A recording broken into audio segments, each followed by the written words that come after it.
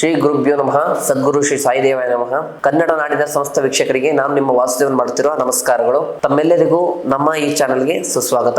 ಮೊದಲನೇದಾಗಿ ಈ ಒಂದು ವಿಡಿಯೋದಲ್ಲಿ ನಾನು ನಿಮಗೆ 2026ರ ಕನ್ಯಾ ರಾಶಿಯ ಪೂರ್ಣ ಭವಿಷ್ಯವನ್ನು ತಿಳಿಸ್ಕೊಡ್ತೇನೆ. ಅದಕ್ಕಿಂತ ಮುಂಚೆ ನಮ್ಮ ಈ ಒಂದು ವಿಡಿಯೋನ ಲೈಕ್ ಮಾಡಿ ಮತ್ತು ಸಬ್ಸ್ಕ್ರೈಬ್ ಮಾಡ್ಕೊಳ್ಳಿ. ವಿಚಾರ ಏನಪ್ಪಾ ಅಂತಂದ್ರೆ 2025 ಇನ್ನೇನು ಕೆಲವೇ ತಿಂಗಳುಗಳಲ್ಲಿ ಮುಗಿತಾ ಬಂತು. ಕನ್ಯಾ ರಾಶಿಯ 2026ರ ಆರಂಭ ಮತ್ತು ಅಂತ್ಯದ ಭಾಗದಲ್ಲಿ ಇರ್ತಕ್ಕಂಥ ಬದಲಾವಣೆಗಳಾಗ್ಬೋದು, ಆಗು ಹೋಗುಗಳಾಗ್ಬೋದು, ಏರಿಳಿತಗಳಾಗ್ಬೋದು. ಇದನ್ನ ತಿಳಿಯೋಣ ಬನ್ನಿ. ಪ್ರಥಮ ವಿಚಾರ ಏನಂತಂದ್ರೆ, ಕನ್ಯಾ ರಾಶಿಯವರು ಮಾಡ್ತಕ್ಕಂಥ ಎಲ್ಲಾ ಕೆಲಸದಲ್ಲೂ ಕೂಡ ಮುಂಚೆನೇ ಇರಲಿಕ್ಕೆ ಏನು ಒಂದು ಪ್ರಾಬಲ್ಯ, ಏನು ಅವರ ಒಂದು ಸಾಮ್ಯತೆ ಏನಪ್ಪಾ ಅಂತಂದ್ರೆ, ಇವರ ರಾಶಿಯಲ್ಲಿ ಬುಧ ಅಂತಕ್ಕಂಥ ಒಂದು ಗ್ರಹ ಏನಿದೆ ಇವರ ಜಾತಕದಲ್ಲಿ ಉಚ್ಚ ಸ್ಥಾನದಲ್ಲಿ ಇರೋದ್ರಿಂದ ಮಾಡುವಂಥ ಎಲ್ಲಾ ಕೆಲಸದಲ್ಲೂ ಕೂಡ ಸಾಮ್ಯತೆಯನ್ನ ಕಾಪಾಡಿಕೊಂಡು ಅಭಿವೃದ್ಧಿ ಅನ್ನೋದನ್ನ ಇವರು ಆಗುವಂಥ ಸಂಭವ ಯಥೇಚ್ಛವಾಗಿ ಕಾಣಬಹುದು. ಪ್ರಥಮ ವಿಚಾರ ನೋಡಬೇಕು ಅಂತಂದ್ರೆ, ಇವರ ಜೀವನದಲ್ಲಿ ಇವರಿಗೆ ಶುಕ್ರ ಮತ್ತು ರಾಹು ಇವರಿಬ್ಬರ ಕಾಂಬಿನೇಷನ್ ಇಂದ ಶುಕ್ರ ಶುಭದಾಯಕ ಆಗಿದ್ದು ಕೂಡ ರಾಹುವಿನ ವಕ್ರದೃಷ್ಟಿಯಿಂದ ಇವರು ಮಾಡ್ತಕ್ಕಂಥ ಎಲ್ಲಾ ಕೆಲಸದಲ್ಲೂ ಕೂಡ ಅತಿಯಾದ ಅಡ್ಡಗಾಲುಗಳಾಗ್ಬೋದು, ಅತಿಯಾದ ಅಡೆತಡೆಗಳಾಗ್ಬೋದು, ಇದನ್ನ ನೋಡ್ಲಿಕ್ಕೆ ಸಿಗಬಹುದು.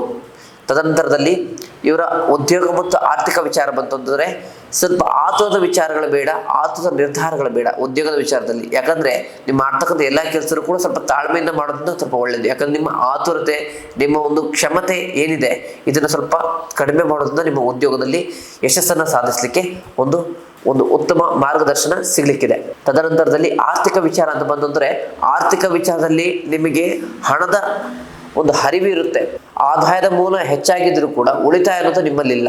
ನೀವು ಎಷ್ಟು ರೂಪಾಯಿ ದುಡಿದ್ರು ಕೂಡ ಅದ್ರ ಎರಡರಷ್ಟು, ಅಂದ್ರೆ 1 ರೂಪಾಯಿ ದುಡಿದ್ರೆ 2 ರೂಪಾಯಿನ ನೀವು ಖರ್ಚು ಮಾಡೋಷ್ಟು. ಹಾಗಾಗಿ ಉಳಿತಾಯ ಅಂತಕ್ಕಂಥದ್ದು ನಿಮ್ಮ ಜೀವನದಲ್ಲಿ ಬಹಳಷ್ಟು ಕಡಿಮೆ ಇದೆ. ಅದನ್ನು ಸ್ವಲ್ಪ ಯಥೇಚ್ಛ ವಿಚಾರವಾಗಿ ಗಮನಿಸಿಕೊಂಡು ಉಳಿತಾಯ ಮಾಡೋದು ತುಂಬಾ ಒಳ್ಳೆಯದು. ನಿಮ್ಮ ಕುಟುಂಬ ಮತ್ತು ಪ್ರೀತಿ ವಿಚಾರ ಬಂತಂದ್ರೆ, ಕುಟುಂಬದಲ್ಲಿ ಇರ್ತಕ್ಕಂಥ ಗುರು ಹಿರಿಯರ ಸಂಪೂರ್ಣ ಮಾರ್ಗದರ್ಶನ, ಸಂಪೂರ್ಣ ವಿಚಾರಗಳನ್ನ ತಗೊಂಡು ನೀವು ಜೀವನದಲ್ಲಿ ಮಾಡ್ತಕ್ಕಂಥ ಸಣ್ಣ ಪುಟ್ಟ ಕೆಲಸಗಳು, ಸಣ್ಣ ಪುಟ್ಟ ವಿಚಾರಗಳು, ಮಕ್ಕಳ ವಿದ್ಯಾಭ್ಯಾಸ, ಇದನ್ನ ಸ್ವಲ್ಪ ಗಮನದಲ್ಲಿ ಇಟ್ಕೊಂಡು ವಿಚಾರ ಮಾಡಿದ್ರೆ ಬಹಳ ಒಳ್ಳೆಯದು. ಯಾವುದೇ ಸಮಸ್ಯೆಗಳಂತ ಇಲ್ಲ.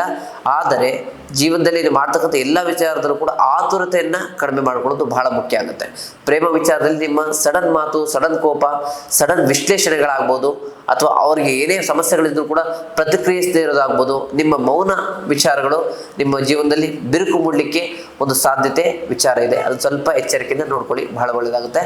ತದನಂತರದಲ್ಲಿ ಆರೋಗ್ಯದ ವಿಚಾರ ಬಂತು ಅಂದ್ರೆ, ಆರೋಗ್ಯದ ವಿಚಾರದಲ್ಲಿ ನಿಮ್ಮ ಧರ್ಮ ಪತ್ನಿಯವರಿಗೆ ಅಥವಾ ಮನೆಯಲ್ಲಿರ್ತಕ್ಕಂಥ ಒಂದು ಹೆಣ್ಣು ಮಗಳಿಗೆ ಅಥವಾ ತಾಯಿ ಆಗ್ಬೋದು, ತಂಗಿ ಆಗ್ಬೋದು, ಇವರಿಗೆ ಆರೋಗ್ಯದಲ್ಲಿ ಸಮಸ್ಯೆಗಳು ಈ ವರ್ಷದಲ್ಲಿ ಯಥೇಚ್ಛವಾಗಿ ಕಾಣಲಿಕ್ಕಿದೆ. ಅವ್ರು ಸ್ವಲ್ಪ ವಿಶ್ರಾಂತಿ ತೆಗೆದುಕೊಂಡು ಆದಷ್ಟು ಯೋಗಾಭ್ಯಾಸವನ್ನು ಮಾಡೋದಾಗ್ಬೋದು, ನಿದ್ರೆ ಮಾಡೋದಾಗ್ಬೋದು. ತದನಂತರದಲ್ಲಿ ಚಿಕಿತ್ಸೆಯನ್ನ ಇನ್ ಟೈಮ್ಗೆ ತಗೊಳ್ಳೋದ್ರಿಂದ ಯಾವುದೇ ಸಮಸ್ಯೆಗಳು ದೊಡ್ಡ ಪ್ರಮಾಣದ ಆಗೋದ್ರಿಂದ ತಪ್ಪಿಸ್ಕೊಬಹುದು. ಇವರಿಗೆ ಉಪಾಯನ ತಿಳಿಸ್ಬೇಕಂತಂದ್ರೆ, ತಾಳ್ಮೆಯಿಂದ ಇರ್ತಕ್ಕಂಥ ವಿಚಾರಗಳು ಪ್ರಥಮ. ಆದರೆ ಎರಡನೇದಾಗಿ ಪ್ರತಿ ಶುಕ್ರವಾರ ಲಕ್ಷ್ಮೀ ದೇವರ ದೇವಸ್ಥಾನ ಅಥವಾ ಹೆಣ್ಣು ದೇವರ ದೇವಸ್ಥಾನ ಯಾವುದೇ ಆಗಿದ್ರು ಹೋಗಿ ಬಿಳಿ ಬಣ್ಣದ ಹೂವನ್ನು ಅರ್ಪಿಸಿ ಅಲ್ಲಿರ್ತಕ್ಕಂಥ ಬಡವರಿಗೆ ಅನ್ನ ಪ್ರಸಾದವನ್ನ ದಾನ ಮಾಡೋದ್ರಿಂದ ನಿಮಗೆ ಎಲ್ಲಾ ಶುಭ ಫಲಗಳು ಸಿಗುತ್ತೆ. ಒಟ್ಟಾರೆಯಾಗಿ ಇದಾಗಿತ್ತು ಕನ್ಯಾ ರಾಶಿಯವರ 2026ರ ಸಂಪೂರ್ಣ ಭವಿಷ್ಯ. ಮುಂದಿನ ವಿಡಿಯೋದಲ್ಲಿ ಸಿಗೋಣ. ನಮಸ್ಕಾರ.